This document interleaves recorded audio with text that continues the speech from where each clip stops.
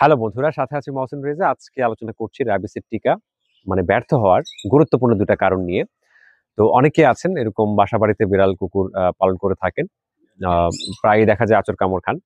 তো ভ্যাকসিন প্রায়ই নিচ্ছেন, কিন্তু আসলে সঠিকভাবে যদি ভ্যাকসিন না নেওয়া হয় আর ওই প্রাণীটা যদি র্যাবিড হয়ে থাকে, যেটা আপনাকে আচর বা কামড় দিয়েছে, সেই ক্ষেত্রে কিন্তু তারপরেও আপনার রাবিস হয়ে যেতে পারে যদি প্রপারলি মানে ভ্যাকসিনটা দেয়া না হয়। তো যে ২ টা কারণের কথা আমি বললাম, ১ম কারণটা হচ্ছে যে টিকাটা আপনাকে দেয়া হয়েছে সেটা আসলে আপনি চেক করার কোনো সুযোগ নাই। আপনি যদি সদর হাসপাতাল থেকে নেন, সেই ক্ষেত্রে সেগুলোকে প্রপার কোল্ড চেইন মেইনটেইন করে রাখা হয়েছিল কিনা, সেই বিষয়গুলো কিন্তু আপনি খতিয়ে দেখার সুযোগ নাই।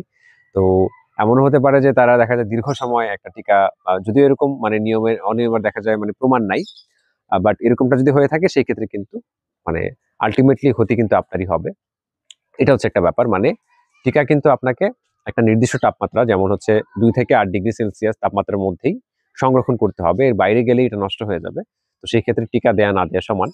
তো এই বিষয়গুলো কিন্তু এনশিওর করবেন। আপনি যদি সদর হাসপাতাল থেকে দিতে নাও চান, সেই ক্ষেত্রে আপনি বাইরে থেকে যখন দেবেন, তো সেই ক্ষেত্রেও আপনি এই বিষয়টা কিন্তু একটু ভেরিফাই করার চেষ্টা করবেন যে ফার্মাসি থেকে আপনি দিচ্ছেন সেখানে টিকা ঠিকমতো তারা সংরক্ষণ করে কিনা।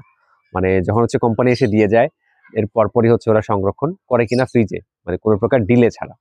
এটা গেল হচ্ছে ১ নম্বর কারণ। আরো একটা গুরুত্বপূর্ণ কারণ, যেটা হচ্ছে যে আপনার আইডির ক্ষেত্রে আমি প্রায়ই বলে থাকি যে আইডি যখন দেয়া হয়, প্রশিক্ষিত লোক ছাড়া কিন্তু আইডি দিতে পারবে না।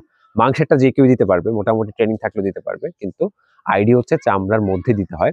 তো সেটা যদি কোনো কারণে ব্যর্থ হয়, সেই ক্ষেত্রে কিন্তু আপনার এই টিকাটা কার্যকর হবে না। আপনার পয়সা নষ্ট হবে, দেন আপনি র্যাবিসেও মারা যেতে পারেন। তো অনেক ক্ষেত্রে আমি দেখেছি যারা বা দেখা যায় ১ম প্র্যাকটিস করেন, তাদের আইডি প্র্যাকটিসটা আমি দেখেছি। অনেক ক্ষেত্রে তারা সাবকিউটেনাস দিয়ে ফেলেন। চামড়ার মধ্যে দিলে কিন্তু এটা ফুলে যাবে। এই যে আই বাটনে আমি ভিডিওটা লাগিয়ে দিয়েছি। আমি আ আ একটা ভিডিও রিসেন্টলি আপলোড করেছি যে কিভাবে আইডিটা দিতে হয়। যখন এটা দেবেন, উপরের চামড়াটা কিন্তু ফুলে যাবে। একদম ফোস্কার মতো এরকম বড় হয়ে যাবে। ঠিক আছে? ০.১ মিলিগ্রাম হচ্ছে সলিউশন ওটা দেয়ার পরে। তো এটা যদি কোনো কারণে না ফুলে, সেই ক্ষেত্রে বুঝতে হবে যে এটা আপনি জায়গা মতো দিতে পারেননি। এটা মিসড ডোজ হিসেবে কিন্তু কাউন্ট হবে। সাবকিউটেনাস কিন্তু দেয়ার জন্য WHO অনুমতি দেয় না। তারা জাস্ট হচ্ছে আইডি, চামড়ার মধ্যেই এটা দিতে হবে। আর এইভাবেই দিতে হবে, এটা ফুলতে হবে। এই বিষয়টা কিন্তু স্পষ্ট করে বলে দেয়া আছে।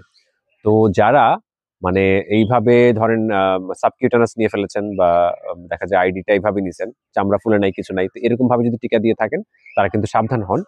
আর নেক্সট যদি আপনার টিকা প্রয়োজন হয়, সেক্ষেত্রে অবশ্যই আপনি এই বিষয়গুলো খেয়াল রাখবেন যে প্রপার কোল্ড চেইন মেইনটেইন করা হয়েছিল কিনা এবং সেটা ঠিকমতো দেয়া হয়েছিল কিনা।